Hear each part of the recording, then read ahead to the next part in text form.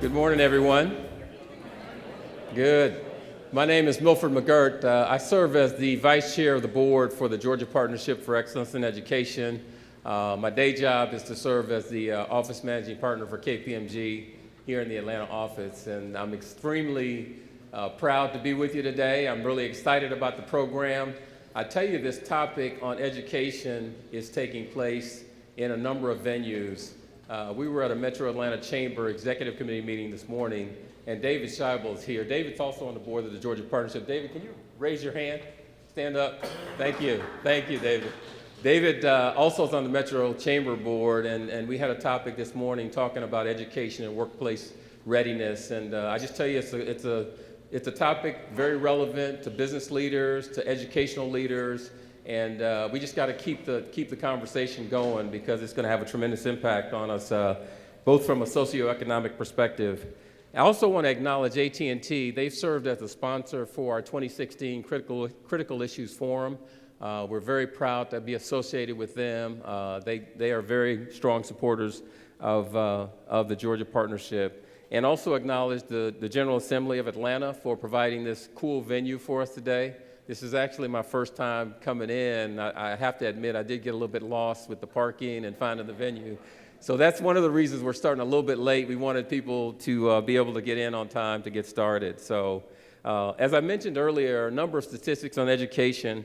By 2020, we're expecting to see a 17% increase in STEM jobs. And if you look at the statistics, there's already a shortage of STEM employment in terms of workers available. The Georgia Department of Labor predicts that the high-tech industry and the Southern Regional Education Board reports that computer science, technology, and cybersecurity are just some of the really high-paying quality jobs that we have to look forward to. So getting the supply and skill sets ready to do that is going to be critically important. So again, I just welcome you this morning. Thank you for being here. We look forward to a provocative discussion by the panel, and Valerie Mackey is going to lead us. But before that, I'm going to call up Amelia Davis, who is the local marketing producer for the Georgia General Assembly, to give her welcome as well. Thank you, Amelia. Good morning, everybody. So my name is Amelia Davis. I work here at General Assembly, helping to run all the local marketing, events, partnerships, and community management. So very happy to have all of you here. Is this anyone's first time at General Assembly? Okay, quite a few of you. Awesome. Welcome. For those of you who are not as familiar, General Assembly is an international education institution. We teach classes in business, technology, data, and design for adults who are looking to level up in their career, add a new skill to their tool belt, or shift industries. We've watched how business, technology, and design have all radically changed in the past few years and want to make sure that Atlanta is a very competitive city and that our community in particular is really empowered to pursue the work that they love. So we do that in lots of different ways. Not only do we host and co-host a lot of really interesting and thought-provoking events where we bring in industry experts and allow people to come and ask questions and meet other Atlantans who are passionate about the same things, but we also offer everything from entry-level classes, workshops and boot camps, part-time classes, and full-time classes. That way, someone can pick and choose what they want to learn and how deep they want to go into that subject. So if you or anyone you know is interested in learning how to develop a website or a mobile app, they want to know more about user experience and design, graphic design, product management, data science and analytics, or digital marketing, this is the place to do it. We're running about 3 classes and events a night on top of our part-time classes, so always a way to learn something new and level up. We love being in Atlanta, and I myself am a 4th-generation Atlantan, so seeing Atlanta continue to rise is incredibly important, and so I think this discussion this morning is very critical, and we're so happy to be a part of it, so thank you.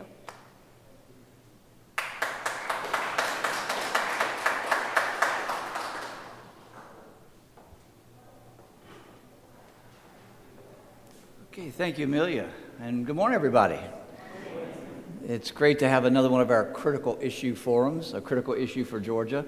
Amelia, thank you for letting us be here at the General Assembly, and Milford, thank you for the introductions.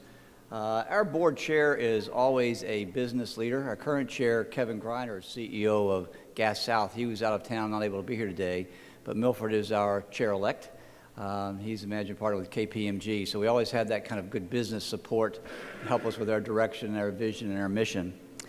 Today we have an exciting program, once again. Let me walk you through What you have in your packet, just explain what is there real quickly. The agenda on the right is the first piece. We'll come back to that in just a minute. Next is a list of our Education Policy Fellows class for this year. This is our 9th class. 8 years we've been conducting these programs. It's a leadership program similar to a county leadership class like Leadership Atlanta, but it focuses just on education policy. There are about 14 other states that have a similar program. Some states it's housed at a university. They tend to be more higher ed. Ours reflects the partnership: business, government, education, foundation, community leaders. And we have a number of those fellows in the room today. In fact, do we have any current EPFP class or alumni members here? Would you just raise your hand? There's a few. Okay, thank you very much for being here. So you can see the class, and as I said, it reflects our stakeholders, which is a very diverse group. Next, we have kind of the gray sheets are the bios for our guests. We'll not read those in length. You can read those while we're here or later. I will give you names and faces as the folks come up in just a few minutes so that you'll know who they are. The next page, we've already thanked a couple times the General Assembly for letting us be here to this unique facility today. But AT&T has long been one of our sponsors and one of our board members. They want to be here today, but their member on our board just got called out of town, but he will be with us, he promises, next time. The next piece, Bill Maddox, you've met our communication director in the back. He'll be taking some pictures today. He does a great job of connecting us with the media. That's radio, TV, newspapers. And just an example of that, just so you know, a couple of articles here. In August, Dr. Dana Rickman had an article about ESSA, which is the new version of No Child Left Behind. We're nice that we feel good about being involved in that process. Bill Maddox, I mentioned, he is on one of the 6 working committees for the Department of Education, the Communications Subcommittee, and I'm proud to be on an oversight, called an advisory committee for that process. DOE is hustling on that, but stay tuned. There'll be opportunities for you to give input on the changes to our accountability system and assessments in Georgia. Another article that Dana did in July with a supporter report, electronic newsletter that comes out. Hopefully you folks have been able to see that. And then another article there, and we passed the torch to different members of our staff to do different articles. The last one there, Bill did, and it was an interview with Ernie Lee, who was last year's Georgia Teacher of the Year. We were privileged every year that the Teacher of the Year sits on our board for that year that they come out of the classroom, and that voice kind of helps keep us grounded with what's really going on out in the trenches, so to speak. The last page there is if you'd like to sign up to be on our distribution list, this would be a way to enable you to do that. And if you'd like to do some tweeting today, it would be okay to take out your iPhone. You can see down there, and Bill would be quite happy if you saw a whole bunch of tweets. You can see what you would use there for that if you'd like. Okay, let's go back to the agenda. Oh, last thing, on the left side of your folder is an envelope. Like other nonprofit leaders in this room, we are sensitive to maintaining our revenue flow. So if you'd like to support the partnership in these kinds of efforts, we would love for you to be one of our supporters. Just a couple of announcements. This program, as you can see in the back, will be videotaped. And like other forums, it will be on our website probably the first of next week. So if you have friends who are not able to make it today or others you think should hear the important messages that will come out of this conversation, they can go to our website and see this next week. On the table as you came in, there were some documents you may not have seen in the rush of coming in, but we've got our top 10 issues to watch. They're not all the issues, but they're 10 of the important issues in Georgia. That was published last January. Of course, we'll have a new one coming out this January, but you might want to pick that up. Gives you a nice national scan, then a Georgia scan, and then what we always like to talk about, the so what. What should we be doing in Georgia on these 10 big issues? There are also some information pieces out there from SREB, the Southern Region Education Board, a good partner of ours. You may want to see some of the curricular materials that they have to offer out there. Okay, on the agenda, pretty self-explanatory.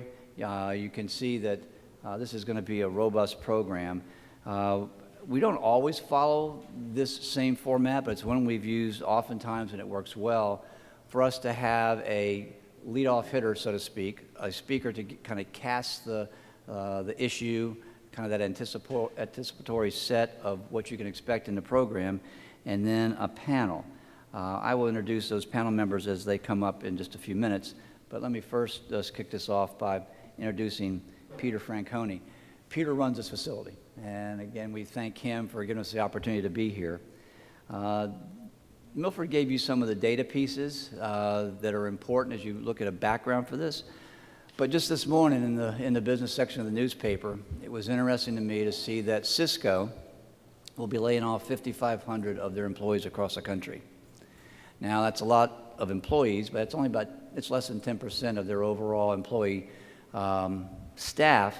But the reason for this, and you know that they have been a big organization and been very involved in our country for a long time, is because of, quote, the relentless march of innovation.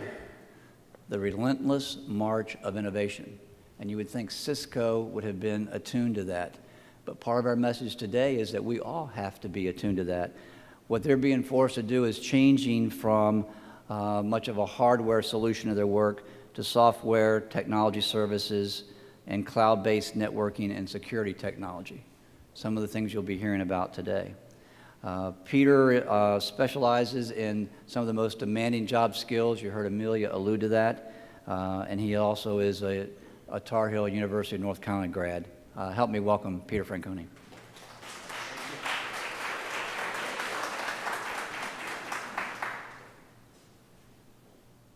How's everybody doing today? All right, come on, it's a Thursday, the week's almost over. Let me try that one again. How's everybody doing? Good, all right, I've got everybody's attention now. So what I'm gonna talk about today, again, is 21st century skills for the 21st century workplace. And I think this is a problem that we're gonna only be able to come together and solve as a community. So obviously would love to understand what kind of community we have here today. How many people work in the education sector? Please raise your hand. Okay, great representation. What about the private sector? Okay, and what about government? Okay, excellent. So again, I'm just going to offer a couple of thoughts, a couple different perspectives. On the table on the way out, we've got some white papers that General Assembly has written in partnership with a couple different policy advisors. So if you are interested in learning more about what I'm sharing with you here today, please grab a copy of one of those, or you can go to our website, ga.co, and you can go and you can download them there as well. So when it comes to General Assembly, I'm going to speak first from the perspective of educators and their role in how we help try to prepare students and adults for the working world today. And so the way in which we're able to do that at General Assembly is by staying close to the customer, right? We need to understand what the needs and the demands are. And so you think about the customer in the world of education as the student, right? And so when it comes to the students, what are they looking for, right? They're looking for advancement, they're looking for growth, they're looking for opportunity. And so with that, you have to think about them not just as the customer, but then also as the businesses, as the customer. Are the students that are going through our education system prepared for the jobs of today and prepared for the jobs of tomorrow? So the approach that we take here at General Assembly is building our curriculum alongside a group of businesses so that, again, we have this very incredible education to employment approach. And so again, you know, a lot of people think about it as the students, but we think about it as the hiring companies that we need to stay in touch with to ensure that we're preparing the students with the right skills at the end of the day. And so again, when it comes to the jobs, you're probably hearing about this, everything is tech, tech, tech. And so what that means is that there are these now new roles that are these hybrid jobs, where it's tech plus a number of more traditional roles, where the two come together and become this hybrid. So again, you've got things like technology and marketing coming together, and you now have roles like a social media expert, right? You've got tech and design, where now there's this whole new world called user experience design or user interface design that didn't exist before, right? And so again, you're seeing this new roles, new departments, new opportunities within a lot of these organizations. And as Steve just said with Cisco, again, it's about making sure that the education and the employed workforce are always mindful of what the future is and what that looks like, and that we're all working collaboratively together to ensure a seamless process. And so again, I think a lot of people think about tech and they think about startups. And while that is certainly prevalent right now, that is not what is some of the driving factors behind employment at the end of the day. This is large corporations. So again, these are some statistics about some of those positions that I just shared, and the numbers are pretty staggering at the end of the day. From 2011 to 2015, the digital marketing and marketing automation role has grown by 145%, where within a 12-month period of time, there were almost 46,000 different job postings listed online, which is pretty incredible and pretty staggering. And again, below that, you have some of the average salaries there, which are pretty incredible again as well. So you can just understand the growth and the proliferation of technology into everything that we are involved with every single day. And again, obviously, the anchor piece behind it all is the world of web development and coding. And so again, this is kind of the pillar and the base upon which all other technology is built.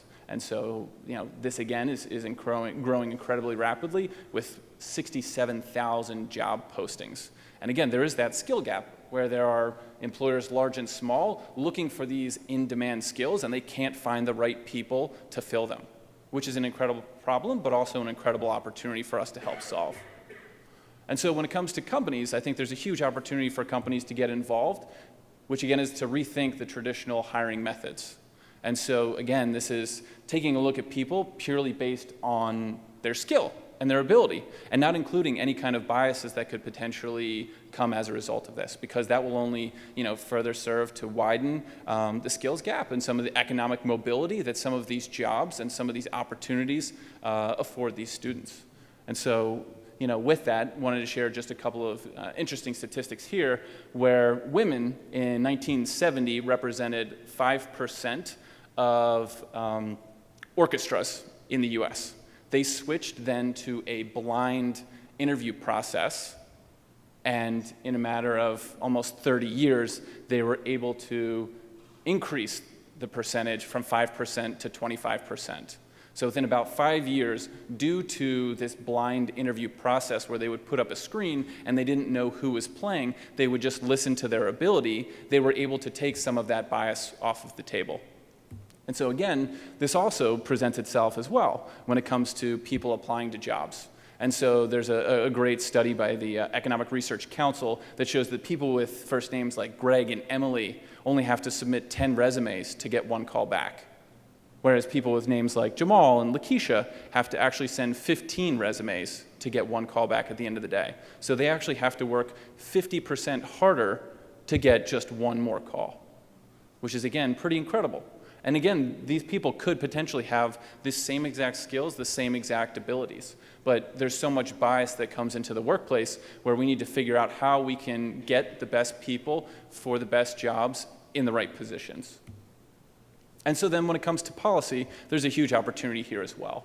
And so I think the idea behind it is, how do we work with the educators? How do we work with the companies to figure out and help facilitate and kind of, shorten the skills gap that we have at the end of the day? Because when it comes to the companies and the opportunity, there's so much opportunity lost when it comes to search costs, when it comes to retraining costs, when it comes to replacement costs at the end of the day. So again, if we're able to all help each other out, it's a big win-win-win.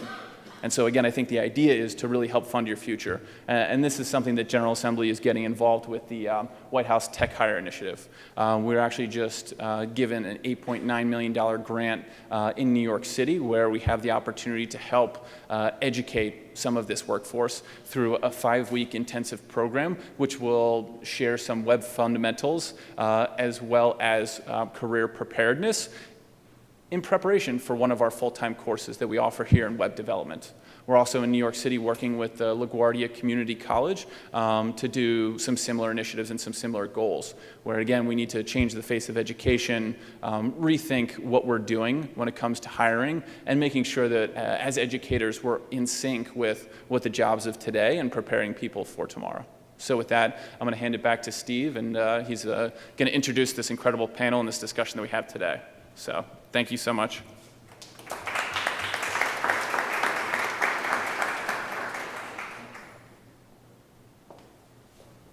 Okay, great job in kicking us off, Peter. Thank you very much. The panel members would you please come on up? What you will notice as you read through their bios, they all have a common thread is exactly what we needed today, is the voices that would combine workforce issues, business, technology, and education. They all work in their own way in that arena. So that's what's going to be so powerful for us this morning. As we start off, I'll start here with Valerie, who is our moderator. As you can see, she is with Coca-Cola. As an information technology performance leader, she understands what we're doing and has created some STEM initiative programs through her work through Coca-Cola in the community. She's a connector and a talent developer, is how I like to phrase that. Next to her is Major Lewis. He has been an educator. He has been a professor at the military academy where he graduated from, a military leader, an educator, and if you don't like the things he says, don't give him a hard time because he's also an airborne ranger. So we'll be good to Charlie. Then there's Gilda, who has a long time been a partner and a friend of the partnership. You can see her background. The STEM coordinator for Georgia. She's very involved in working across our state in certifying K through 12 schools that want to be STEM certified. A very rigorous process, not just having some computers in the school, but she may talk about that some more in a few minutes. We know her so well that we tease her and call her the Queen of STEM in Georgia.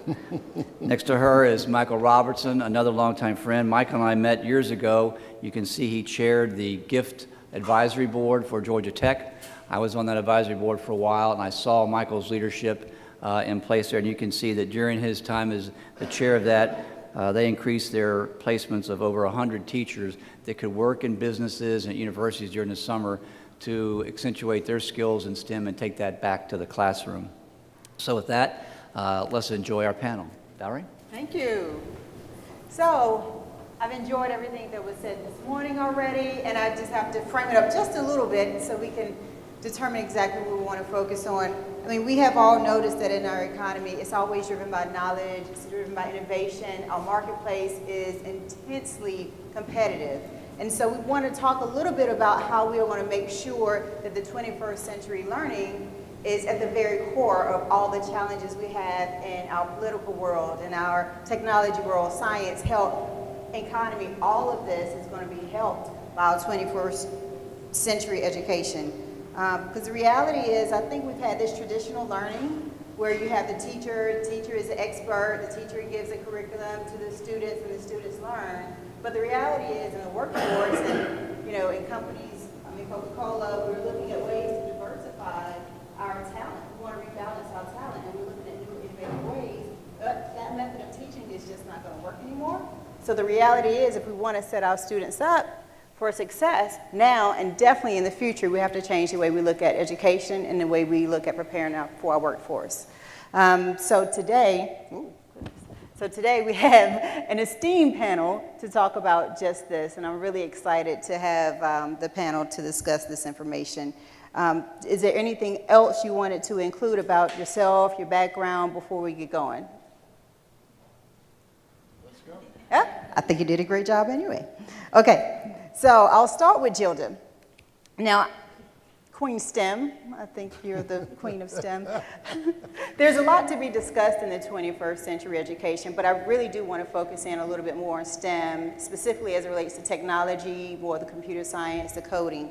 And you have done a lot with the schools and interaction around the state on this. So how would you say that technology will help us, the technology workforce, will help us transform education? Well, first of all, we're trying to get coding in our schools. The problem is we don't have the teaching workforce to teach the kids. We have the teachers that are teaching computer programming are great, but we don't have enough of them. So we need the technology workforce to get involved in our schools. We don't need you out there wringing your hands about, oh my goodness, what are we going to do about hiring people because our kids are coming out of high school and not knowing anything. You need to get yourselves out of your desk, out of the cubicle, and go volunteer in a school so that you can help our teachers learn. Okay, so we've got kids, I'm telling you, you have no idea how brilliant our students are at elementary school. At Woodland Elementary, for example, we have kids in kindergarten and first grade that are learning how to do Scratch. Now, Scratch, if you don't know what that is, that's drag and drop programming. All right, and so, but it doesn't take them long at all to figure that out. All right, in second and third grade, second and third grade, kids are doing a little higher level programming with Alice.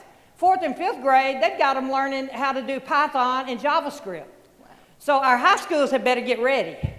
Mm-hmm. But the thing is, the teachers don't know how to teach Python and JavaScript. So they've got the kids on Khan Academy, and they're teaching themselves, basically. So we've got to have a literate workforce in our school teaching our kids, and so we are going to have to depend on the technology workforce to help us with that. For example, we're having the premier state conference for STEM is coming up in Athens in October. So if you haven't signed up to come, you need to. It's only $150. It's dirt cheap, all right? So we've got this conference coming up. We have right now about 100 presenters. Of all those 100 presenters, there are only 3 computer presenters, 3 out of 100. There are 4 more that are doing robotics, Arduino, Raspberry Pi. So, we've got to have the workforce, the technology workforce has got to help us and do like Valerie's company, put your money where your mouth is. I mean, they took one of our STEM schools, Rex Mill Middle in Clayton County, and they had the kids design their technology lab, and then they built the lab for the kids. They're now using it this year. Yeah. So putting your money where your mouth is, and then getting your derrieres up off of your cubicle and go and help our schools. Sign up for your local school. All right, I'll hush her.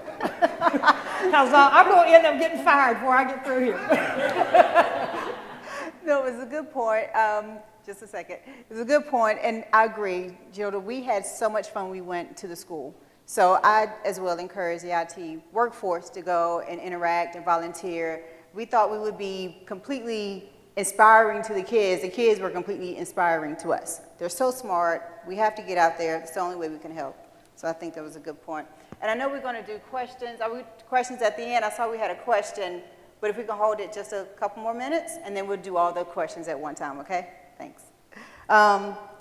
So Michael, I have a question for you. So right here in General... I got to follow that Southern charm. You have to figure it out. So right here at the General Assembly, an AT&T representative, which we heard has been very involved, talked about how they wanted to transform how education models are being built and make sure we integrate more partnerships and mentorship, really building on what Gilda just said, that we need that partnership, those more mentorship from the industry, from the workforce. And it seems like TAG Ed has really been focused on partnerships and mentorships. Can you tell me a little bit more about some of the most effective examples that you all have come across in utilizing this method? You know, I think, so I work for TAG Education Collaborative, and we're part of the Technology Association of Georgia. I get the question all the time, why is a Technology Association worried about education? You heard Peter talk about the global numbers. Let me give you ours. TAG's companies today have 4,000 jobs in Atlanta, well, throughout the state, but mostly in Atlanta, that they can't fill because people don't have the technology skills to do them. And we're not talking about a lot of the deep coding. Yes, there are those kinds of jobs, but for the most part, people are looking for workers that can learn new skills. And in finding those partnerships, I think the difficulty is when we act as a bridge in a lot of cases, because on the education side, they have needs, they have wants, they express it in an education perspective. And it's like speaking a different language to the business. Business moves quickly, education moves slowly. And so finding those partnerships that work requires work on both sides and requires a lot of patience on both sides. And you know, I look at an organization like Southwire. We hear a lot about Southwire's different STEM engineering academy, and then they have another program called 12 to Life. And they work very directly with the school system to get students and to give them the real world skills that they need for their future. Why Southwire? Why are they doing that? Anybody been to Carrollton, Georgia? It's not exactly a hotbed of technology, but they need those workers. So why not work with the local community, give those students those experiences? They're going to go away to college, a lot of them. Some of them will stay local and go to technical school. But they're recruiting high school students for their long-term workforce. Now in Carrollton, that makes a lot of sense. In Atlanta, you need to do the same thing. I was talking to somebody the other day. I have a new board member. He was taking his daughter to the University of South Carolina. She's brilliant, but she couldn't get into Georgia Tech or Georgia. And we're sending students to neighboring states, South Carolina, Auburn, Clemson, Florida State, you name it, Alabama. Some of those kids will come back, but a lot of them won't. And so we need to give those students those opportunities that will give them connections here so that they go away and come back. Absolutely agreed. And it's about giving them, you said that workers, they need to learn new skills, constantly new skills. What I've noticed is we've talked a lot about cybersecurity in the past few years, right? So 20 years ago, you would have known to put that in the curriculum anywhere. So now we talk about cybersecurity a lot. And I've heard a lot about the Cyber District. Did some research, pretty good work over at Cyber District. And it's becoming nationally recognized for a cyber center of excellence, inspiring the building of comprehensive cyber workforce. So we've talked a lot about kind of the K through 12 education, but still there's a higher learning that we have to focus on as well. So you've been retooling adults, kind of giving them other skills they may not have had before. So how is that different? How is educating adult learners different from educating, like we've been talking about, the K through 12 learners? In terms of adult learning and the education that we conduct at the Cyber Center of Excellence, and I'm at the cyber school, and there's also a signal school, but within the cyber school, we are trying to adopt an adult learning model in our education, and typically everyone understands that the Army, it's PowerPoint, you learn a tool, and then you go and use that tool when you get out into the rest of the force. But given the changing nature of cyberspace, whether it's our own internal networks or what is going on throughout the rest of the world and their networks, we recognize that if we train on a specific tool, a specific piece of equipment, or a specific style of education, that by the time our students graduate from our courses, they will already be a year behind, even 5 years given the budget process that we go through the training and doctrine command, to what they'll actually need out in the force. So what we've done is through the Army University and their adult learning model, as well as other adult learning models that exist in the Army, in general sort of education, problem-solving methods, we've adapted sort of what we call a tool agnostic, a equipment agnostic approach, and we work on adult learning in terms of providing them the skills they need, but also making sure they understand how to problem solve. So we ask them at night to learn the skills on their own, and then they come into the next day in the class in this facilitated discussion where they can then apply those skills to solve a new problem. So they don't just know the piece of equipment or that specific tool, whether it be a router, some form of Windows, PowerShell, Linux, or anything like that. They can actually go and they're given a problem that they solve the next day, and our educators then facilitate it. And we're looking at educators versus trainers versus instructors as well, and that's how we frame what we're doing, to try to change the view that everyone has of Army training and Army education, and we think that we're being effective right now. I think you are being effective. it serves, the numbers show, and everything I've read and everything I've seen says it's very effective. And with that, so Michael, to you, I think this method has been very effective. So, and I know your work has primarily been on K through 12 as well, but you've been in industry before now. And so based on this delivery model, he just talked about problem-solving skills and not just specific skills. So what lessons have you learned about teaching higher education and developing partnerships that's different from what we would traditionally do? Let me give you an example, Sure. if I could. And it happens to be because of this place. My daughter dates a young man that came to I guess we'll call it school here. He went through the 13-week boot camp. He had graduated from college with a degree in economics, and he had gotten a job making $30,000 a year at a bank. And he was miserable. One morning, he and I had breakfast, and I said, "You really like this web development stuff. Why don't you look into a program like General Assembly?" He came to General Assembly. He spent 13 weeks. He just recently graduated. He got a job making over $60,000 a year. In 13 weeks, he doubled his earning potential. He's been out of work. He's been out working for, I don't know, a month or two now. And we had dinner last night. And he said, "I have this new program that I have to go learn."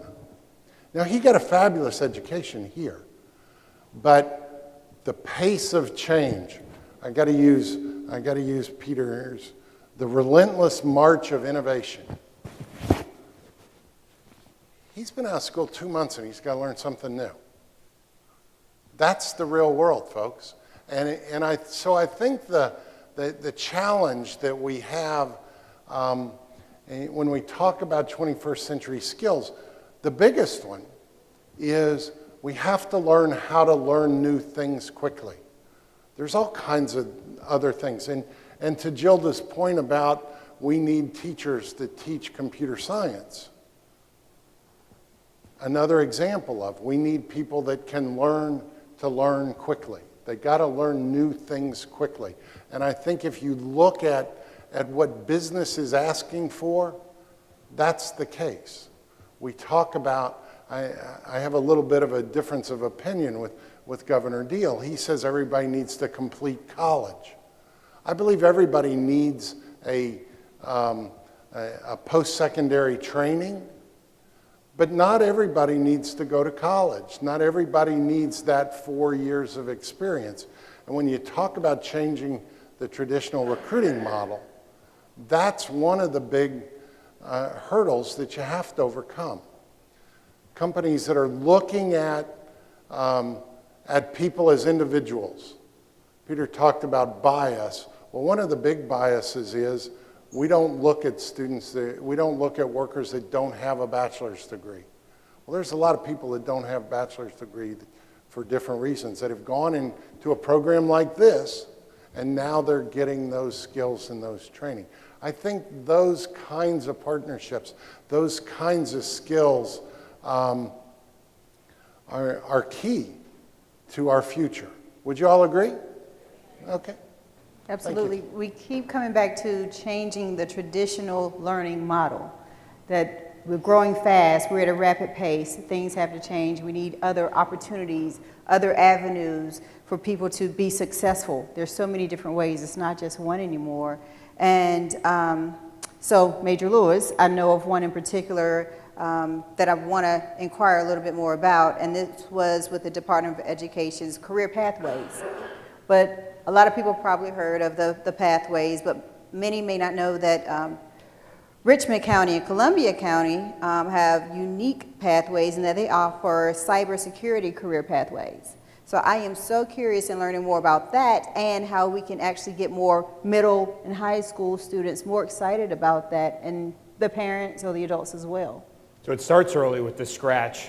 You know, my daughter turns a year next month, and she already knows how to turn on the iPhone, swipe it, and then turn on the music. And if she doesn't like that song, she can figure out how to change to the next one. But it's unbelievable how fast they are. You know, I mess around with Scratch, and I love it. And just quickly to add on to Michael's point, The key from a leadership perspective is to recognize that if someone graduates with a 4-year degree, what they learned in their freshman year is almost irrelevant, except that it might provide some of the theoretical foundations that they need for what they're doing out in the workforce. And if someone's been out in the workforce and they haven't sought continuing ed, that actually almost sort of sets off a warning alarm in my head, because they need to continue to learn, and they need to have that desire to continue to learn, even if they just finished a 13-week program.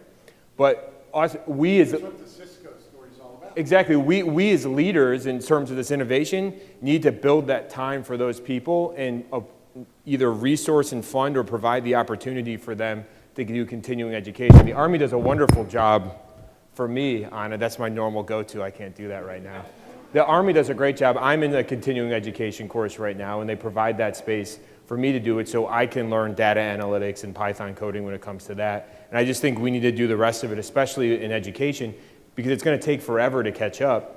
And that might be some of the incentive for computer educators, is to do the training, which ties into what we do with the Alliance for Cybersecurity Education, which was founded by Mr. Todd Boudreau, who is the Deputy Commandant and is sort of one of the founding fathers of the cyber branch. He's an old IT signal warrant officer.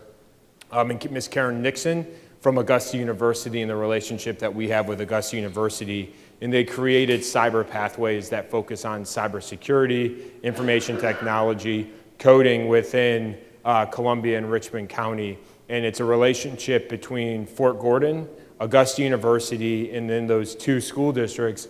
And now we're actually, we've had some of Thompson High School has come in as well, so we're expanding out there. And I know Georgia doesn't want to hear it, but we reach out to North Augusta and the Aiken schools as well. And what we do is we partner with them. They've provided, based off of the National Initiative for Cybersecurity Education, NICE framework, they've been able to provide an outline of specific courses starting, I think, sophomore year, and they're working into 9th grade and then working their way on down.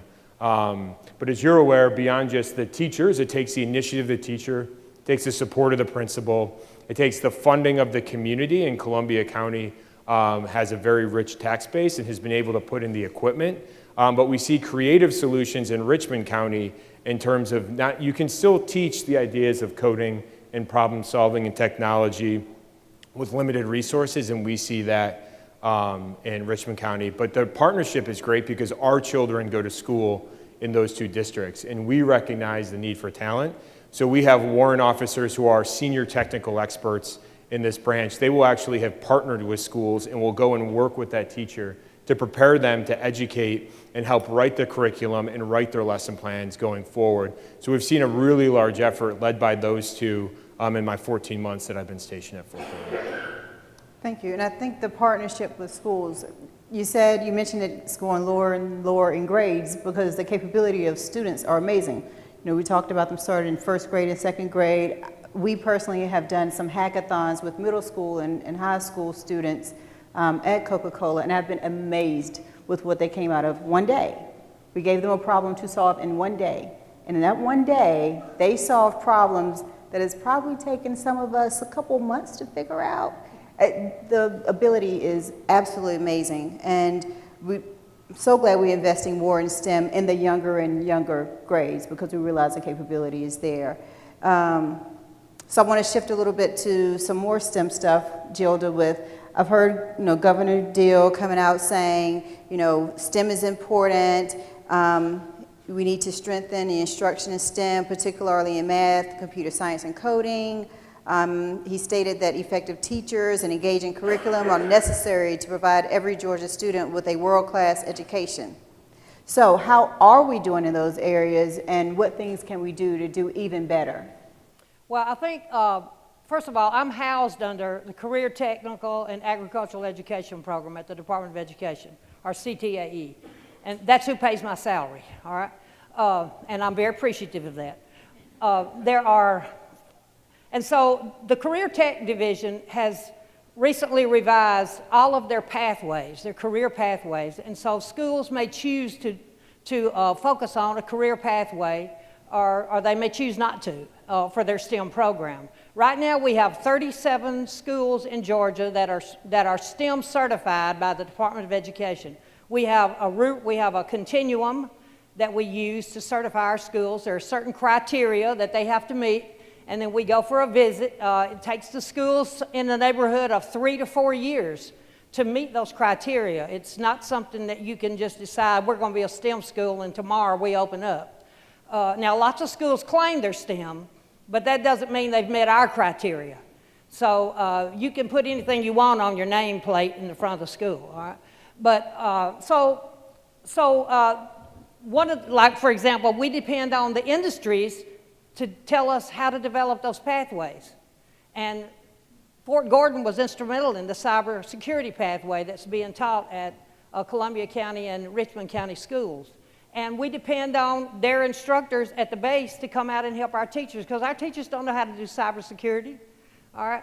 We do good to do security in our home, much less all over the world. So we've got, you know, we really depend on the industry workforce to help the teachers. And we're trying to get as many schools as possible in our state. My mission is, before I retire, which is not too long from now, 270 days. My mission is to get at least one STEM school, in a school working in every county in this state. All right, and in a little while, I just happen to bring a map with me. I'll show you the ones that have. You know, a lot of schools tell us, well, wow, we're having trouble getting the kids to read on grade level, doing math on grade level. Okay, that's fine. That's no excuse for not having a STEM program, because you got a whole lot of kids that are reading on grade level and that are doing mathematics at high levels. So you need to challenge those kids too. So we can't, oftentimes, especially in our rural schools, we forget about the kids who are excelling because they're passing all the state assessments and we're breathing good there. But we can't forget about those kids. They need to be challenged and exposed to a STEM curriculum so that they'll have those careers to go into. So we're doing 37 schools in 7 years. Our mission was 303. We didn't make it, Michael, sorry. We have 37 schools certified in 7 years, but we've got over 1,000 working on certification right now across the state. So we're very excited about that. However, if we had a little more money, we might could do more anyway. But I won't go there. So I'll make your pitch that you normally do. You go ahead, so you can lose your job, and I won't lose mine. We have 1,000 schools working on STEM certification. Gilda, how many people in the Department of Education do we have working on STEM certification? Well, I brought my staff with me today. Just me, yeah. And I have a budget of $30,000. So funding. You think? One of the things that'll help. I That'd guess be you're nice. saying funding, resources, Yeah, things that'll help. I definitely And can I pretty much understand. worn my car out traveling the state. Great work, though. We appreciate that. Well, and It I is would great say work. 37 schools based on one person doing it. We owe amazing her.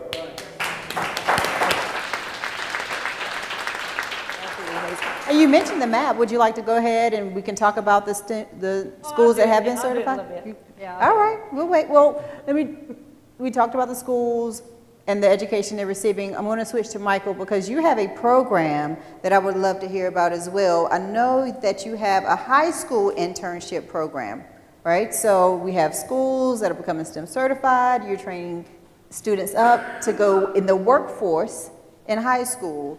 So how does this puzzle kind of fit together, preparing the students, becoming STEM certified, having high school internships? How does that fit with the workforce?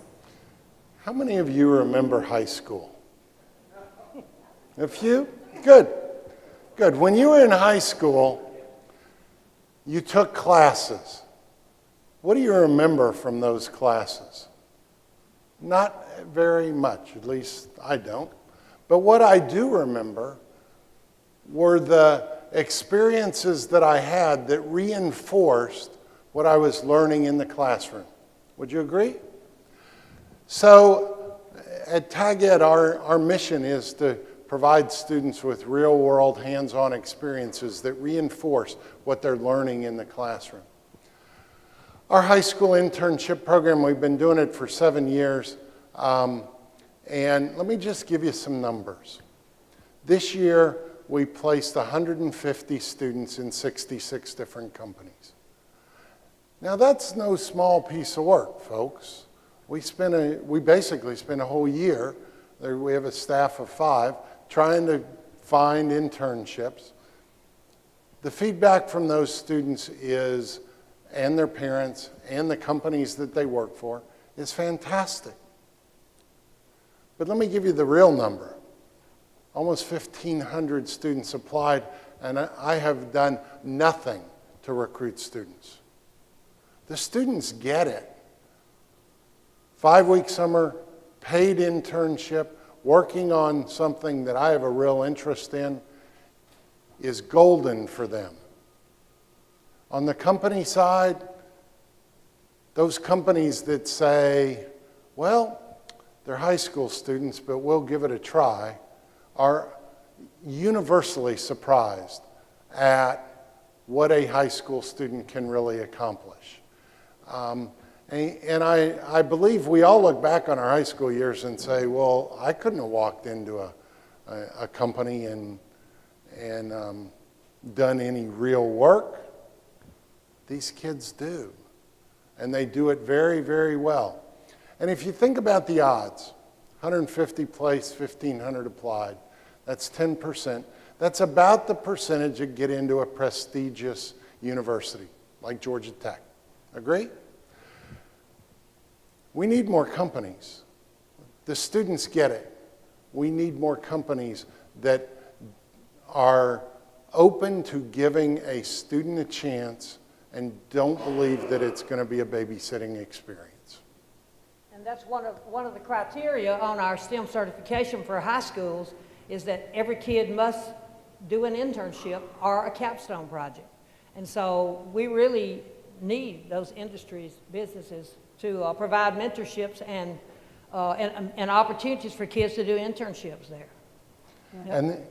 And I think those that do truly see the value for both the company and the student. And I can attest, Michael, of course, we work together on the Tag Ed board, and I've actually, myself personally, had a high school intern on my team that reported to me. And the level of productivity and innovation, initiative, motivation that I saw from that high school intern was exceptional. Yeah. It wasn't a babysitting job. It wasn't just having somebody here so you could do good to give back. It was exceptional. It was an exceptional program. And I think more companies, more students, that's exactly what we need. It was a perfect program. Thank you for working on that. Have I got time to tell my favorite story? Is that all right? I guess we have 1 minute. Okay, I'll do it quick. High school student goes into one of our technology companies to work in their human resources department. Day one, she walks in. The guy that she's working for says, let's start with something easy. I want you to update our org chart. Oh, that'd be great. I'm so excited. What's an org chart? And I tell this student this story, and a lot of business people kind of laugh. They don't even know what an org chart is. So 5-week internship, 2 days before she's supposed to finish, she walks by, and she's working very diligently, but we all know what a database looks like on a computer screen. She's supposed to be cleaning up the employee database. He says, what are you doing? You only got a couple of days. She says, I know you want me to go line by line through this thing. I'm writing you a JavaScript. You'll be able to hit this button. It will highlight all of the variances, so all you have to do is look at the variances. And when I leave, you can hit this button anytime you want to. He says, oh, well, okay. Walks in his office, shuts the door, goes over to his computer, and Googles, what is JavaScript? Perfect example of student creativity, innovation, ingenuity, applying it. So thank you. I hope that was... I think what's important about the high school internship is that honestly it's cheap labor. So if you look at the prices that were put up there for that sure. person, right? But it's For sure, that too. effective. They know things that we don't know. They have this energy behind them, right? And those wanting the job are basically setting the clearing price in the market, right? It's hard. We are all competing, federal government, the military, education, whether it's K through 12, higher education, all types of industry, right? And so providing that freedom and understanding of going, and then the leaders having to learn, but it's great labor to be able to go out and find these good students who then you continue a relationship with. Maybe they work part-time during the year, and then that's where you get them to apply locally, or they go away and then they come back. And that's one of the another way to keep building your workforce, and something we're trying to do as well in terms of our engagements, JROTC, and then government internships for high schoolers. We can work together. That's why we're here, right? Well, and we're talking about partnerships. So while we're on partnerships, of course, we need the companies to employ the high school interns. Let's talk about partnerships with you, Major. So what does that look like for you? How do you build new partnerships? How is that developing? Talk to us about that. So it's interesting. So I'm an old artilleryman. As an artilleryman, we would never be at a Georgia partnership or any type of partnership meeting because there's not much you could tell me about shooting a cannon, right? And there's not much you would really care about shooting a cannon unless you're in the movie theater watching a Brad Pitt film. So this has been a really interesting component. So we look in sort of three frames in terms of our partnerships. We have the local government, which most military installations have. Savannah with Fort Stewart, Fort Benning at Columbia, Macon with Warner Robins, and then us in the Augusta, the Columbia-Richmond CSRA area with government, trying to build new facilities, new schools for the growing workforce that's coming down here, because Fort Gordon's one of the few growing installations in the Department of Defense, and it's growing by a lot. We also have the education, so we have been working a lot on memorandums of understanding and agreement with Georgia schools, as well as basically I call them the SEC schools and those within sort of the SEC boundaries.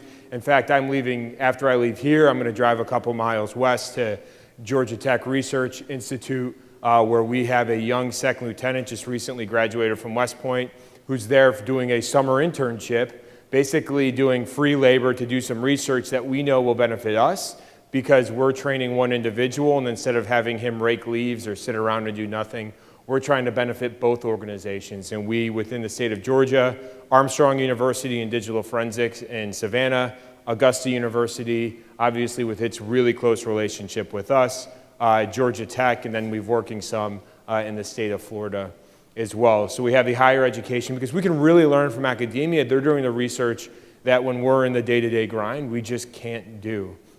And they're providing us new ideas. And then industry partners. There's DoD-wide, there's DIUX, which is partnered out in Silicon Valley with a lot of tech development. But we've also found that there are a lot of similarities in manufacturing and the financial services sector in terms of, we were talking before, older organizations, more bureaucratic organizations that have been around for a while sometimes struggle to not just innovate, but integrate things that they know they need to include cybersecurity, understanding how to update your network, having redundancy in your network, and how do you build those into already existing processes? And that's a struggle that we're having in the Army as well, and the military as well. So part of our mission in the COE is we are going out and trying to learn from these other industries, because we don't want to spend the time figuring something out that someone else may have already figured out, and then we can just apply those as a case study to what we're doing. So we're reaching out to different industries. That's a little bit more nascent than what we've done with the education, but the education element is great for our soldiers, for our government workforce, and I also think for the state of Georgia, because it keeps that tie between the installation that's a lot harder to get onto than it is to get onto a university. Good stuff. I appreciate that. And then we'll try to build those relationships, those partnerships, looking forward to seeing where it's going to grow.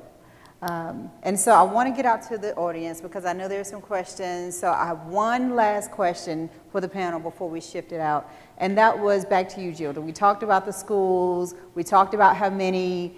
I would love to see where we are on our goal. I just happened to bring a map. And so basically, thank you, Vanna. Okay, so all of the orange dots are school districts in the state that are working on STEM certification. They have at least one school working on STEM certification. Okay, all the places where you have the little smiley faces, those are STEM certified schools already. 21 of those are elementary schools of our 37. Okay, we've got 8 high schools and 7 middle schools, I think. Does that add up to 37?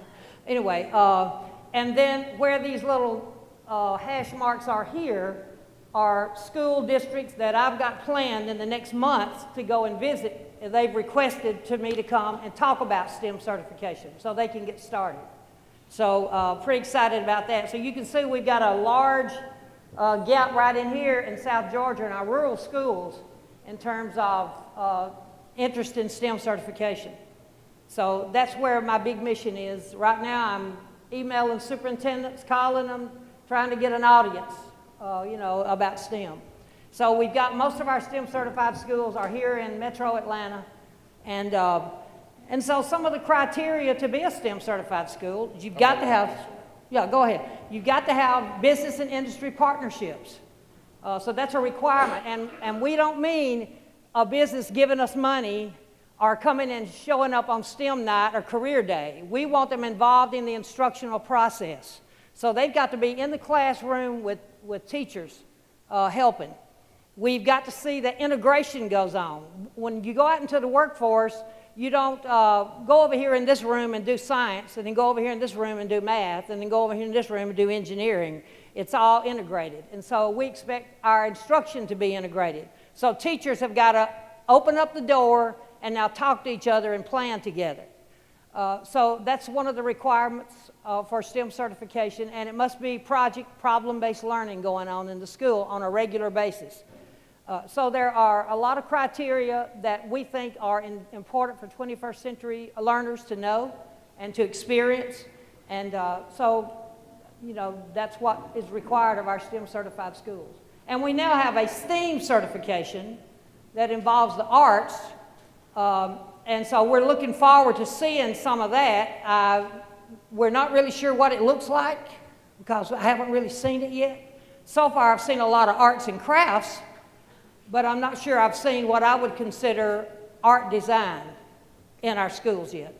So we're looking forward to seeing how we don't tell the schools what to do, how to do it. They choose their own career pathways. Some schools focus on engineering, some schools focus on healthcare science, some focus on computer science, some do biomedical, biotechnology. It's just up to the school. Some do cybersecurity. So whatever the school chooses, we don't tell them what to focus on. We just tell them our requirements. We need to see this happening in our schools. And then they go for it, and when they think they're ready, they give me a call. We put a team together and see if they're certified.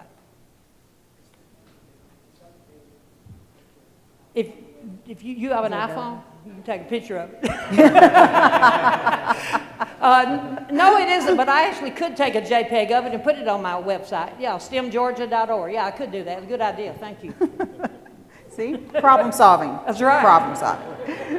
And so with that, I wanted to close out the moderated questions. I just want to say that I've thoroughly enjoyed the answers. And to me, I've gotten that the skills, agility, ingenuity, all this stuff, the problem solving, we have to get to a more creative, more flexible way of learning. The workforce, that's what we need. That's what I look for all the time is how can we rebalance our talent to make sure we're still getting that new, innovative, creative talent. We also, we retool the people that we have. We want to keep the people that we have, but from an industry perspective, we retool, we refocus, but we also want to rebalance with these creative ways to bring in that fresh new talent all the time. So the partnerships are real. The networking is real, all these things. I do know these two very well through this whole networking world. It's critical. We have to have that to succeed, to be competitive. Now I know you, and we've already talked about connecting after this. Yes. So I think it's very crucial that we stay connected and figure out ways collectively to get to the next level. So I do want to make sure we turn it over to anyone that may have any questions in the audience, any comments. Right here. Oh, I think they want you to have the mic.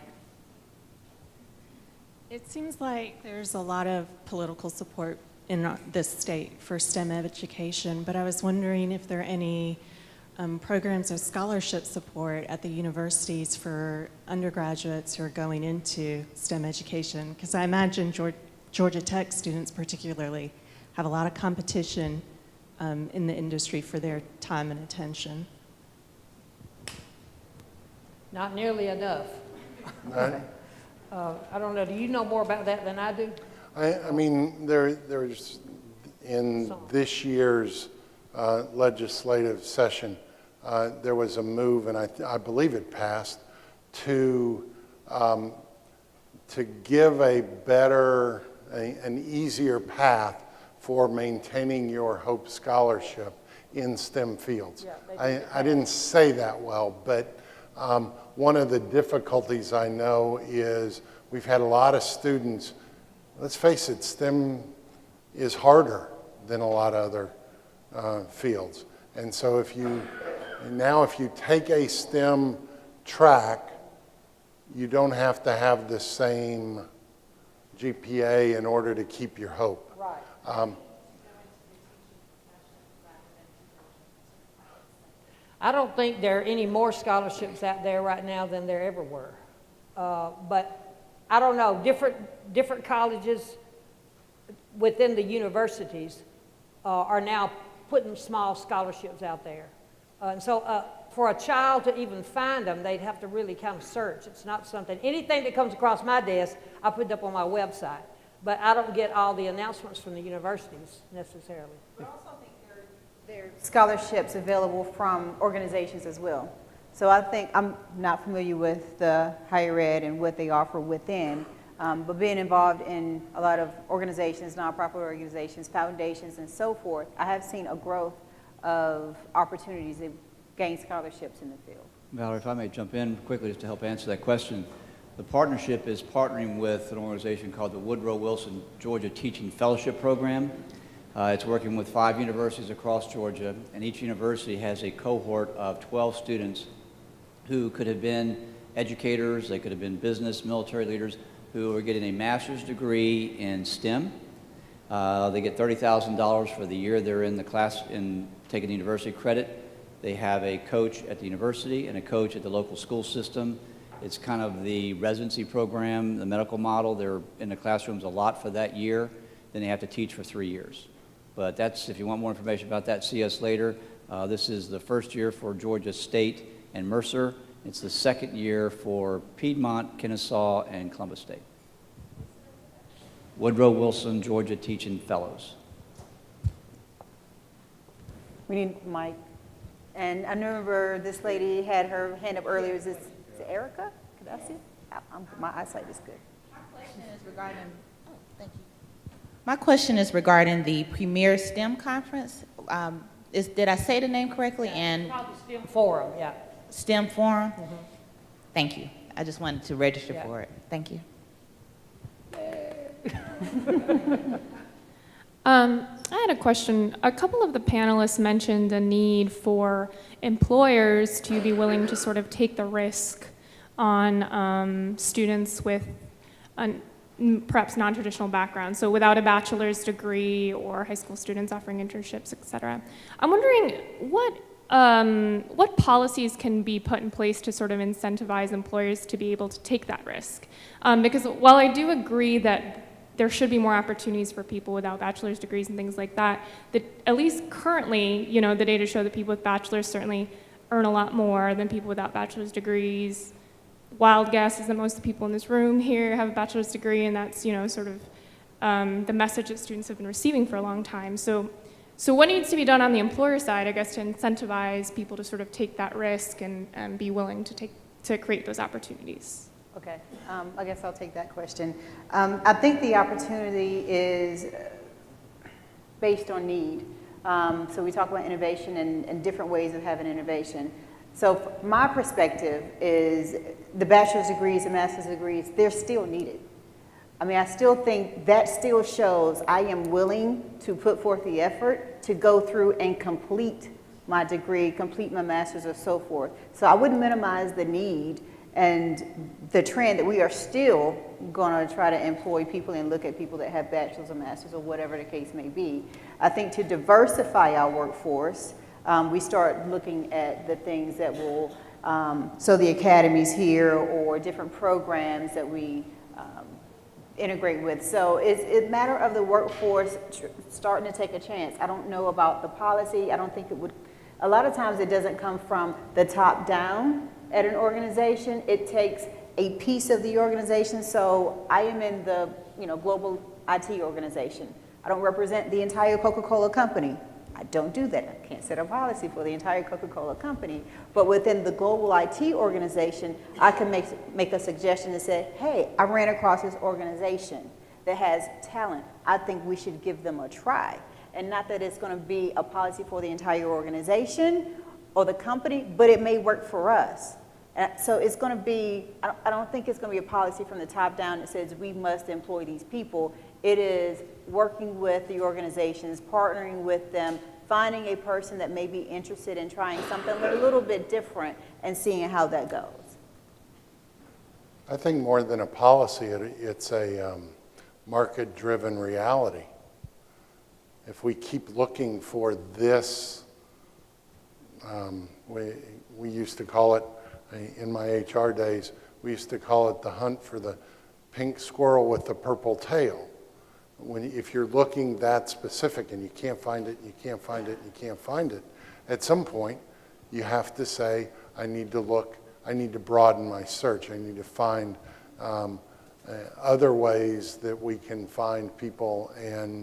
But it is a big issue. I was part of a forum last year where they showed job openings, and 62% in technical job openings. 62% of the companies required a bachelor's degree. And then they showed all these certifications that you can get here or places like this or at the technical college level. And there was a huge discussion about the disconnect between those. And I think the market is going to eventually drive that. And I think my daughter's boyfriend's a good example of that. He doubled his income coming and spending 13 weeks here. You might need to come over here. Take some classes. But I think in terms of policy, the Army actually might be leading a little bit in this, which is fun for me to say. So the Army recognized that there was a gap in the continuity of cyber skills, both cybersecurity and cyber operations skills.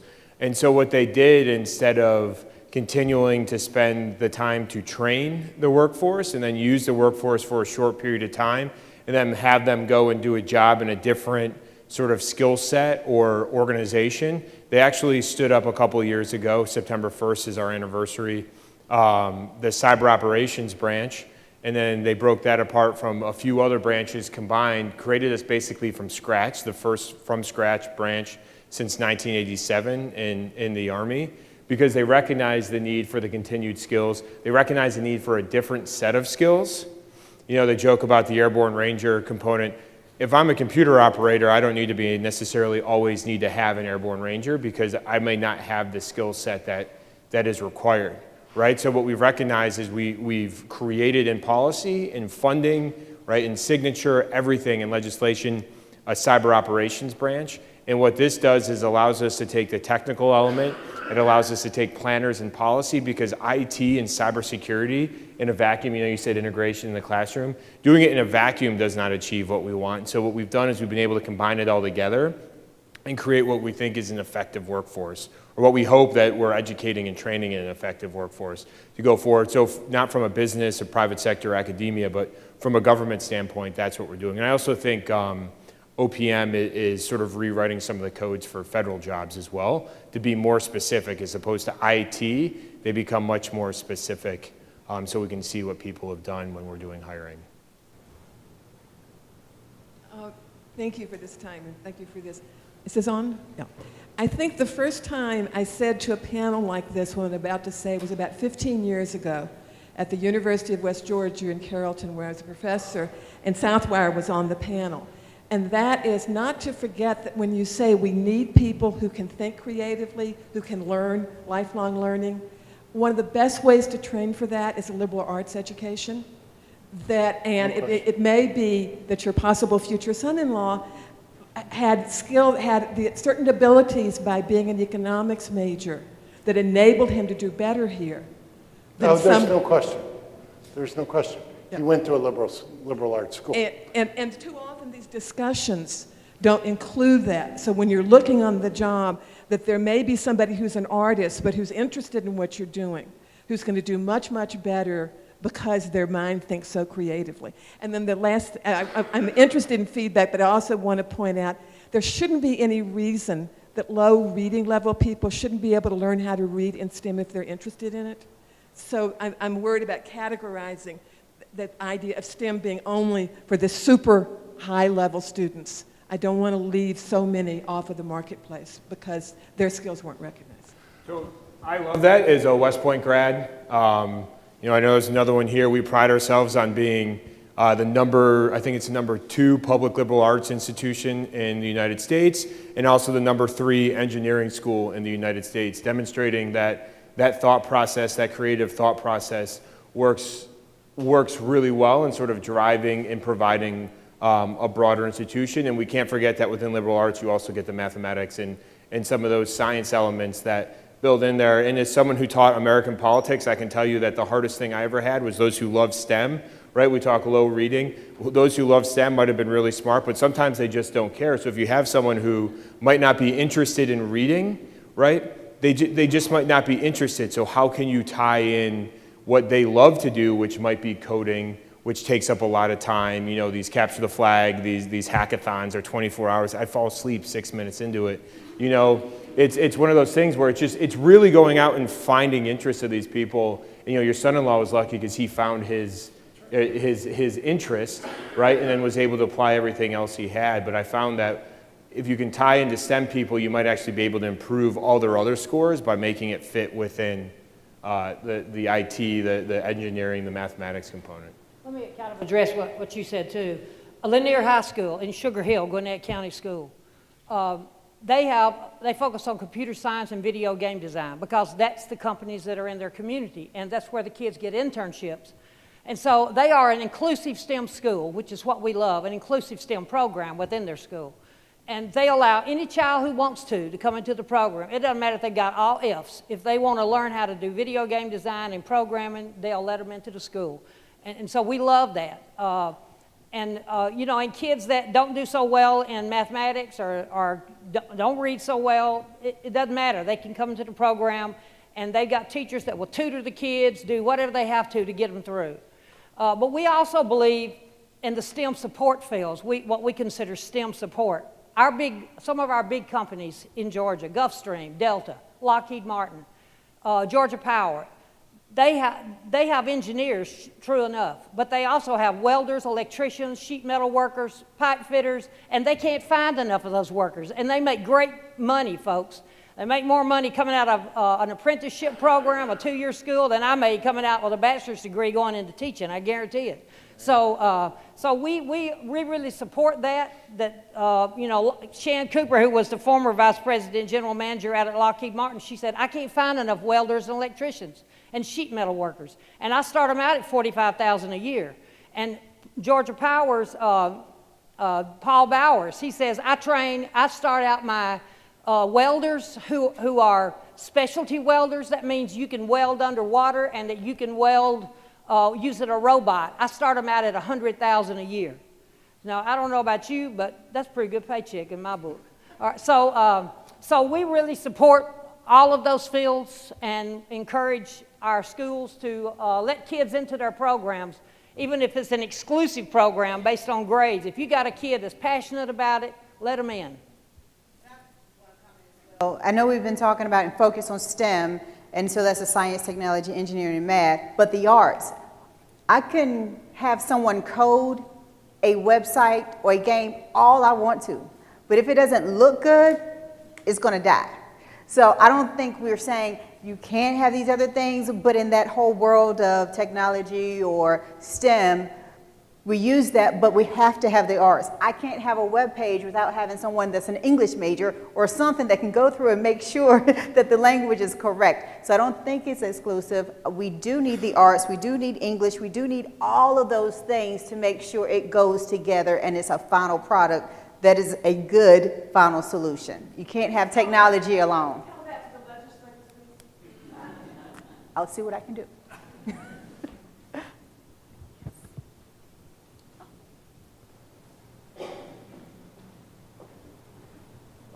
I have one final question for the panel in regards to partnerships. I hear the big push on schools, but are there opportunities for community-based organizations to come in and provide the out-of-school time learning opportunities? I have a math and science summer camp and after-school program, and it is a wonderful opportunity to explore non-traditional learning, but it stops, and I'm looking for ways to expand, but I never hear about how community-based organizations can come in and fill the gap where the schools may be limited because of bureaucratic resources. Yeah, one of our, in our continuum for elementary schools, one of the things that all the schools have to have, kids must be involved in a competition of some sort.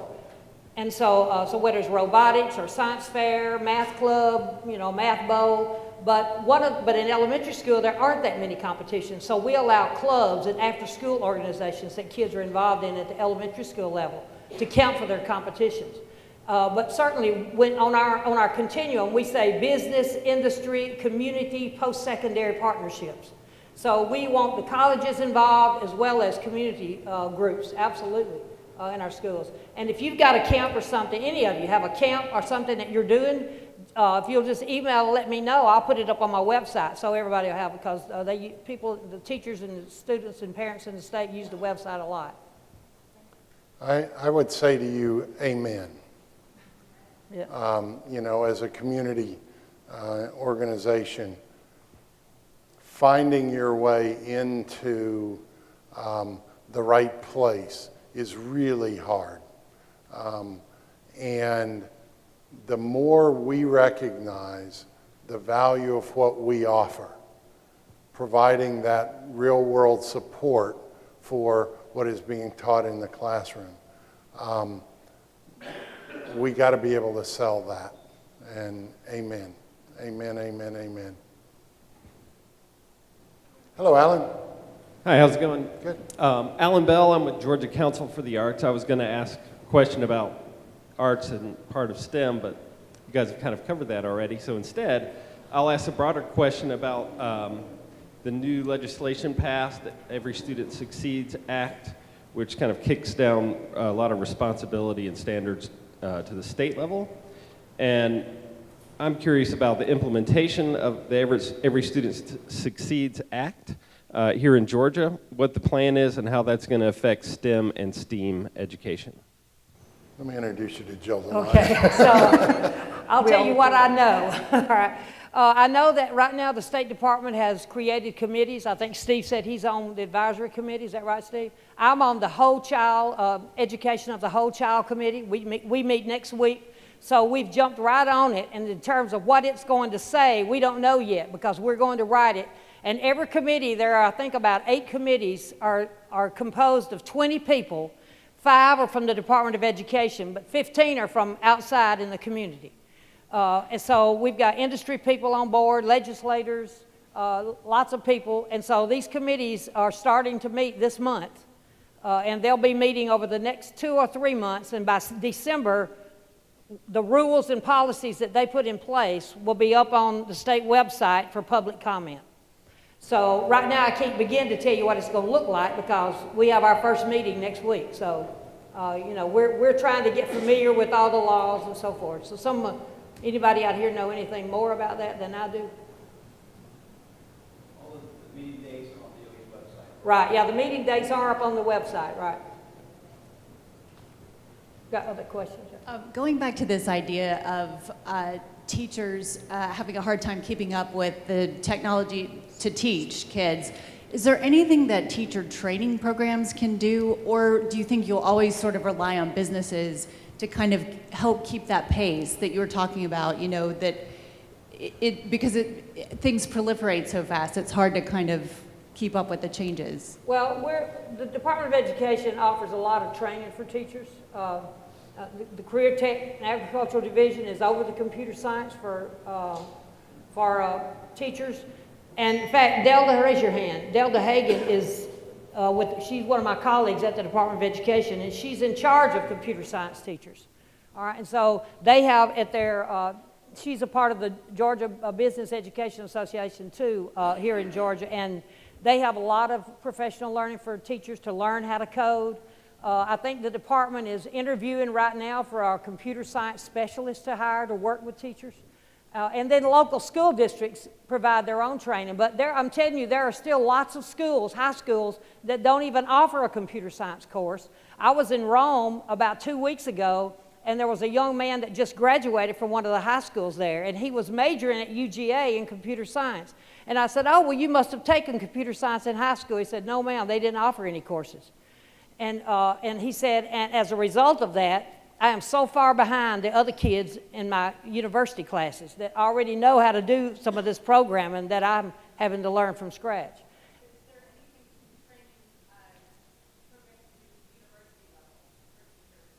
Well, yeah, I mean, there are a lot. Barbara Erickson over at Georgia Tech, she is very active in helping teachers. There are all kinds of summer workshops. And you may want to talk to Delda back there about some specific things that she has, because I don't keep up with her schedule, and she doesn't keep up with mine. And so, Steve, do you know what the Woodrow Wilson scholarships are? Yeah, yeah. I think that the interesting question is there's two different skill sets here, and there's a lot of people that have one but not the other. You got to have computer skills, and you got to have teaching skills. And we talk about things that are being done to give teachers computer science skills. I think there's still a lot of work to be done in finding those people that have the computer science skills and background and getting them certified to teach. And I think to solve the problem, you're going to have to do both. And our best bet is to get the teachers that are already in the classroom and train them. Because why would you leave a computer science job and take a $60,000 a year drop in pay, right? So to go to a classroom. And working with a lot of computer science stereotypical people, do you want them in the classroom? Well, I don't know. I don't work with, you're the only one I work with. No, I wouldn't. And no, you don't want me in the classroom. I have two questions, one for Gilda and then one for Major Lewis. First, Gilda, you said you qualified 39 schools on a $30,000 budget. That's amazing. That's less than $1,000 each school. No, that includes my travel budget, too. Absolutely. That's great. And you said one of the major hurdles for the schools was getting a sponsor with a corporation. Mm-hmm. How do we get more businesses, Fortune 500s like Coca-Cola, to jump on board and say, hey, we'll invest $1,000 to get a school. Wait a minute, we're Fortune 500. Let's invest a couple million and get most of these Georgia schools invested. Well, yeah, that's and oftentimes we don't even want the money. We just want the people in the building with the kids. But one of the things that's the problem is that teachers don't know what to ask for except for money, and businesses don't know what to give except for money. Mm-hmm. And so that's one of the problems. When I rarely will a business say no, I don't want to help children. They almost always say, yes, what can we do? And we don't know what to tell them. So on my website, stemgeorgia.org, we have a business partnership levels of involvement rubric so that businesses and teachers can look on there and see these are things that we could ask for them to do. Everything from helping us coach the robotics team to providing a place for our kids to practice their robotics, all kind of things that we could have businesses and industry doing other than just giving us money. So look on my website and you'll see a lot of things there. So knowing what to ask for is one of the things. So when a school calls a business up or a business calls a school up, don't just say, well, how can we help? Because they don't really know how you can help. They hadn't really thought much about it other than give us some money. But it could be everything from helping us plant the garden outside. There's a little school in Rome. Oh, Lord, don't get me started on them. They're amazing. Elm Street Elementary, first graders, started their own business this year. They grow plants out in the garden, herbs. They got Peach State Labs comes in, and every month, 4 chemists come over and teach the kids how to extract the oils out of those herbs. First graders. I'm telling you, high schools better get ready. The kids take those oils and have created a sugar scrub, and now they have a business called sugarkidsbeauty.com. You can look it up. You can order their sugar scrubs online. $10 a jar. It works great, you can tell.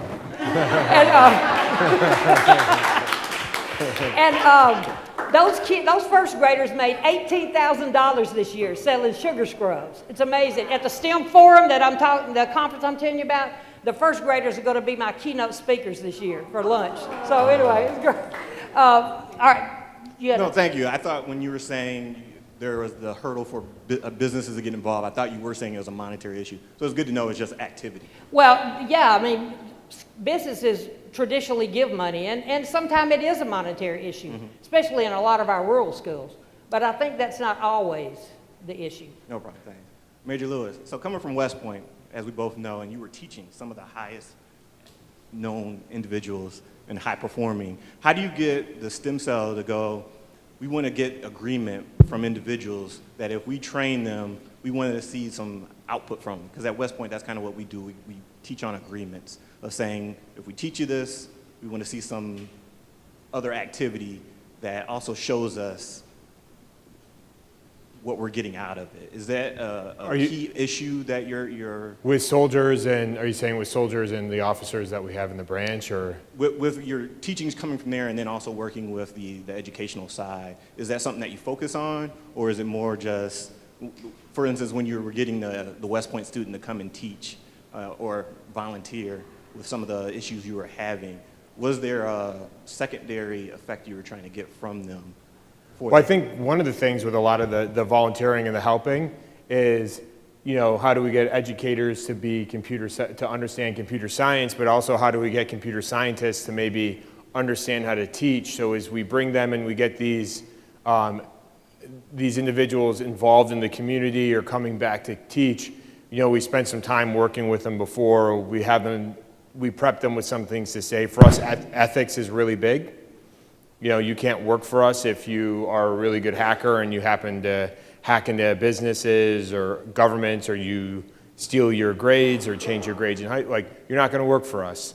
And I don't think anyone in here would hire someone like that, no matter how creative. So we do that, but what we really do is if someone comes and works for us or trains, we hope that we want them to see the need to go out in the community. And everything that everyone does from the cyber school and the cyber COE Center of Excellence is voluntary. And it's all voluntary and it's all on their time, but we have leadership that actually also supports us. So it makes it a little bit easier to get that return on the outcomes that we want, because we have the leadership that supports us leaving work early to go meet with schools before they get out, or taking a longer lunch so we can meet with schools before they get out. So that, you know, we're very fortunate, you know, 2 hours down the road, or as it took me today, 3 hours down the road to have that help and support. Hi, my name's Jen. I'm a student at Georgia Tech right now. So I wanted to ask a question about somewhat with what you guys were talking about, educating these students to be in STEM, and you don't always need to go to college, which is great. I'm in college and I like it. But one of the questions I had was, if you're educating these students to be leaders of tomorrow, they might not go to college, they might. But some of the big issues that our leaders of today are facing aren't always policy issues, aren't always technology issues, but they're people issues.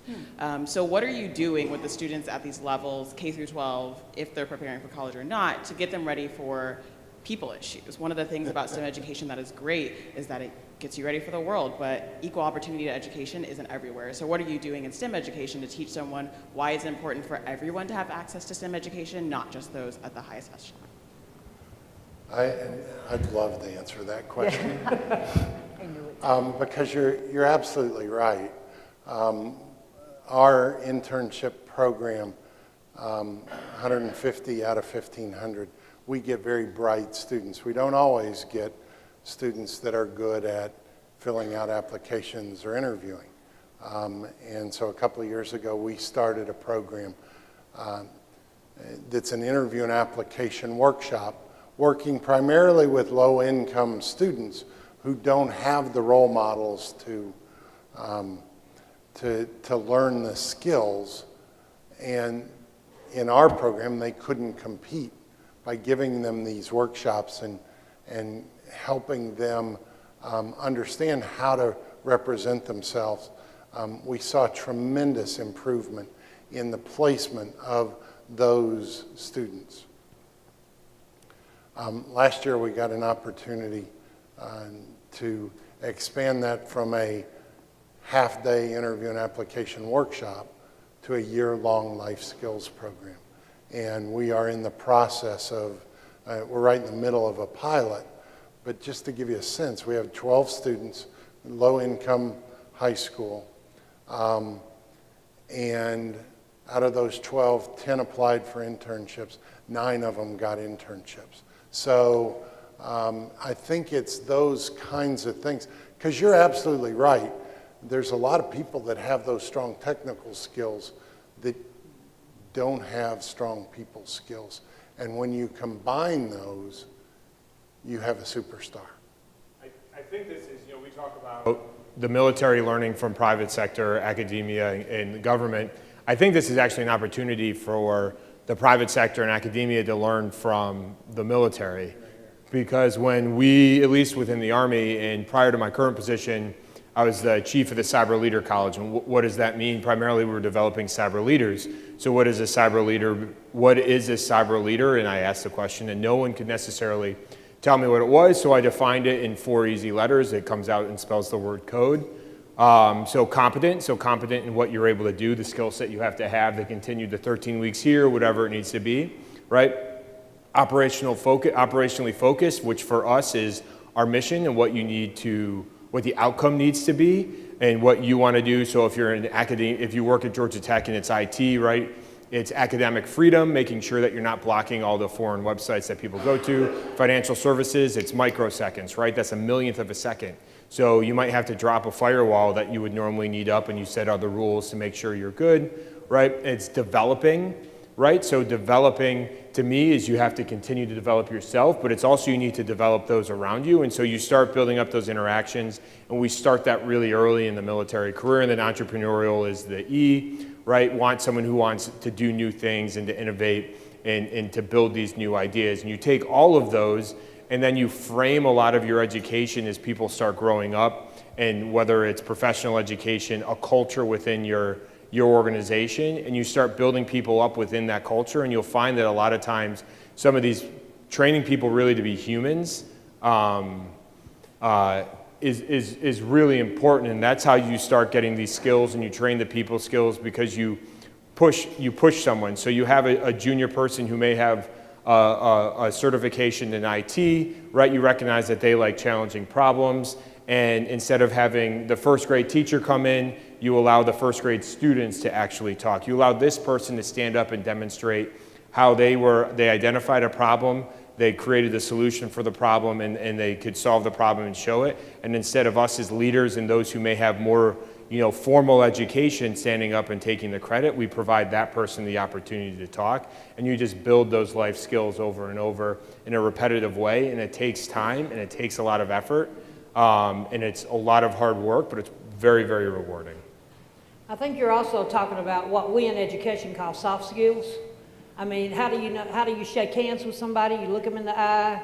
Those are the kind of things you're talking about. How does somebody rude to you at work and you don't turn around and slug them? There's another way to operate. All right, so in education, in the career tech pathways, we have a soft skill component built into all of those that teachers teach. And then there are also the career tech student organizations. Some of you are very familiar with those, I'm sure. FBLA, Technology Skills of Georgia, Skills USA. All of those skills build those soft skills into the leaders that are in those organizations.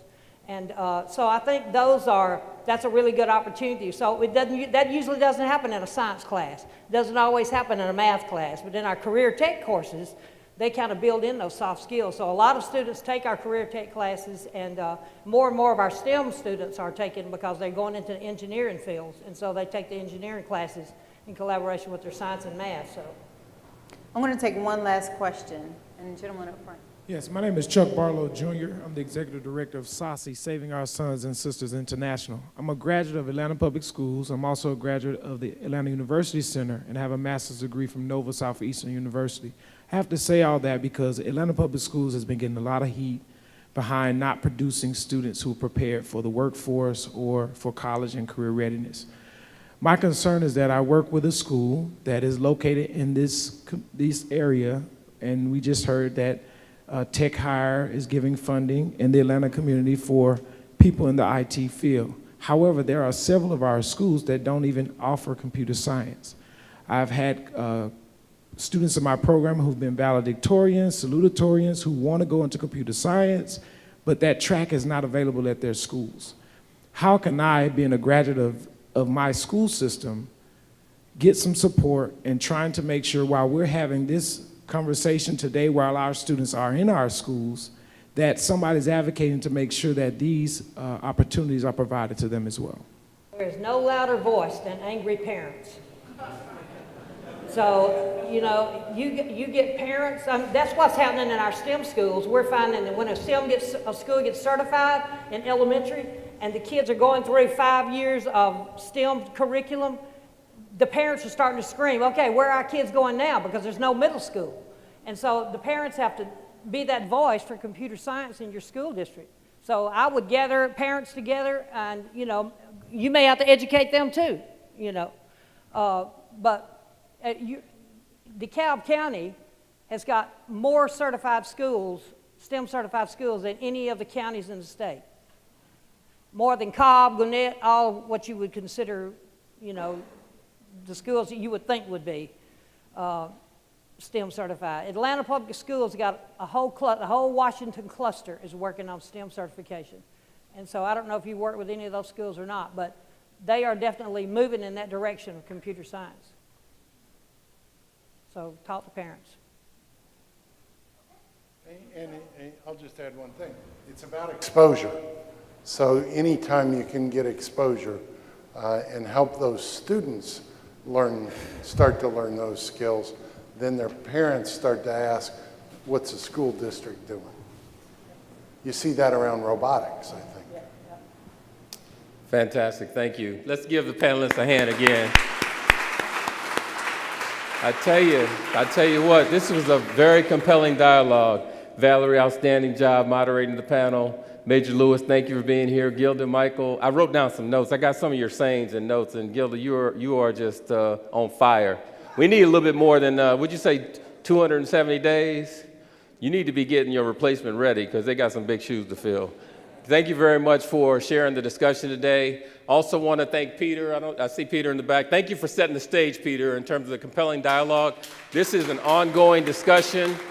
Thank the audience. Thank you for being here, and thank you for your engagement in this topic. It's something that, as business leaders, as educational leaders, as governmental leaders, it's something we got to continue on focusing on behalf of our future and the students that are going to be leading us down the road. So thanks again for being here. Everybody have a great afternoon. Also, I need you to make sure, I remind Steve, if you're interested in the work, take a time to invest in the Georgia Partnership. There's envelopes available for you, and this will be ongoing. So thank you very much. Have a good rest of the day.